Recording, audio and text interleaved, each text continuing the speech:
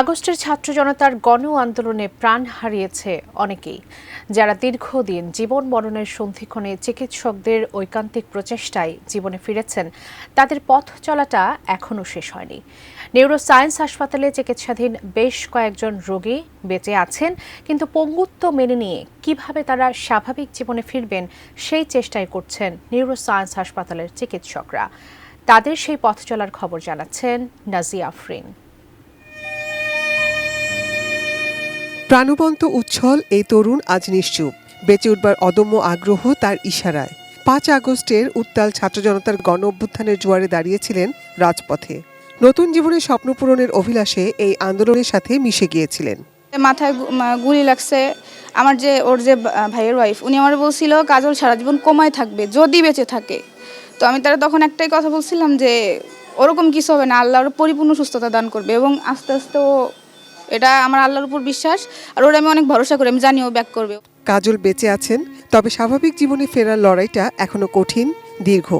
আমি শুধু চাই আমার হাজব্যান্ড দাঁড়াক, অন্যায়ের বিরুদ্ধে আবার প্রতিবাদ করুক, এটাই হচ্ছে আমার চাওয়া।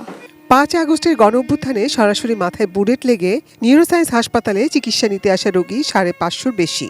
এর মধ্যে ১৩০ জনের মতো নানা রকম জটিল অপারেশনের মধ্য দিয়ে জীবন ফিরে পেয়েছেন।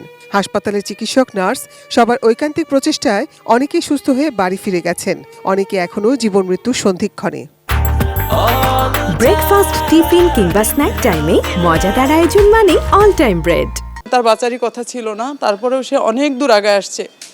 উপর আল্লাহর রহমত ছিল আর স্যারদের আপনার ট্রিটমেন্ট।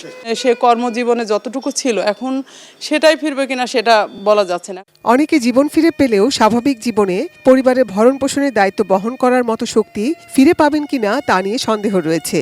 এ ধরনের রোগীদের জন্য দেশের চিকিৎসকদের পাশাপাশি সহযোগিতার হাত বাড়িয়েছেন বিদেশি চিকিৎসকরাও। ৫ শতাধিক ভিকটিম বা আহত ব্যক্তিকে আমরা পেয়েছি, তার মধ্যে ১৩০-এর উপরে সরাসরি মাথা অথবা স্পাইনাল কর্ডে গুলি খাওয়া। এখন আমরা যে জিনিসটাতে জোর দিচ্ছি সেটাকে বলা হয় রিহ্যাবিলিটেশন।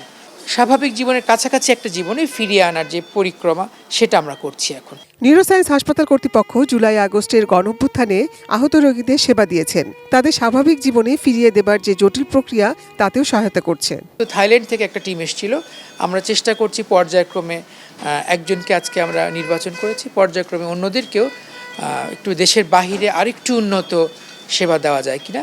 যদিও তাদের সমস্ত চিকিৎসা আমরা কিন্তু নিউরোসায়েন্স হাসপাতাল থেকেই দিয়েছি। আহতদের অনেকে বাড়ি ফিরে যাবেন, কিন্তু এদের অনেকেই সারা জীবনের জন্য পুরোপুরি স্বাভাবিক জীবনে হয়তো ফিরতে পারবেন না। তাদের সেই অপূর্ণতাকে সঙ্গী করে বেঁচে থাকার পথ পরিক্রমা সহনীয় করার যথাসাধ্য চেষ্টা করছে স্বাস্থ্য বিভাগ। Nazia Afrin, ATN news, Dhaka.